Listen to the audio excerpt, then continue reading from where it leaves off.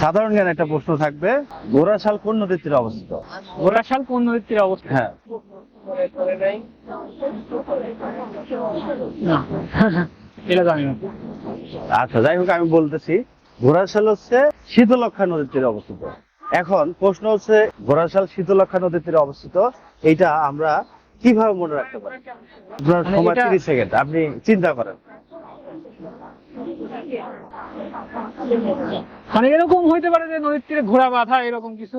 হ্যাঁ, এরকম কোনো টেকনিক্যালি মনে রাখা যায় কিনা এটা। আর শীতলক্ষ্যার সাথে ঘোড়াশাল এটা কিভাবে মনে রাখা যাবে? এটা কি নদীর সাথে কিভাবে না এটা তো মানে ওরকম ভাবে কম্পেয়ার করতে পারছি হচ্ছে না? না। যাই হোক, আপনার কাছেই উত্তর আছে এটা। হ্যাঁ, প্রশ্নের ভিতরে উত্তর আছে। আচ্ছা, ঘোড়াশাল দুই ভাগে ভাগ করেন। ঘোড়া একটা, শাল একটা। শাল একটা। শাল মানে কি? শাল মানে তো একটা চাদর। আছে, মশাল মশাল আছে বা এরকম কিছু না, চাদর আছে। হ্যাঁ, শাল মানে চাদর আছে। শাল মানে চাদর। আচ্ছা বলেন তো, ঘোড়া যে শাল পরছে হ্যাঁ হ্যাঁ, কিসের জন্য পরছে? ঠান্ডা লাগছে, শীত লাগছে, এটার জন্য। তাহলে শীতের জন্য না গরমের জন্য? শীতের জন্য বলছি। তাহলে কোন নদী তীরে অবস্থিত? শীতলক্ষ্যা এটা। শীতলক্ষ্যা। Okay fine.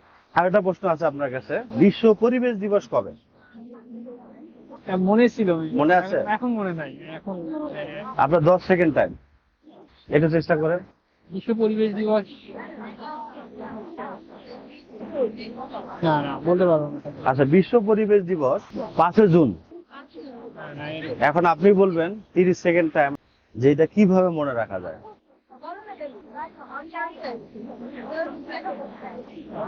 5 জুন। আচ্ছা, জুনের সাথে পরিবেশের কি সম্পর্ক থাকতে পারে? একটু চেষ্টা করেন। এনভায়রনমেন্ট, পরিবেশ।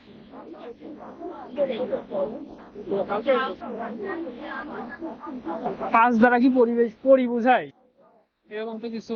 হচ্ছে না? না না, আচ্ছা আপনি বলেন, যারা ব্যাচেলার থাকে ওখানে এক রুমে 5 জন হলে সেটা কি ভালো পরিবেশ হবে? না না। তাহলে উত্তর এটাই, যে বিশ্ব পরিবেশ দিবস, এখানে পরিবেশের সাথে দেখেন 5-এর একটা সম্পর্ক আছে। মানে এক রুমে 5 জন হলে সেটা ভালো পরিবেশ হবে না। হ্যাঁ, এজন্য আমরা ধরে নিতে পারি যে বিশ্ব পরিবেশ দিবস 5-এ। মানে এটারও টেকনিক্যালি মনে রাখার একটা উপায়। হ্যাঁ, এখানে টেকনিক্যাল একটা মনে রাখার উপায়। দর্শকের কাছে আমার একটা প্রশ্ন হচ্ছে, আপনারা যদি এর চেয়েও সহজ কিছু পান তাহলে অবশ্যই জানাবেন।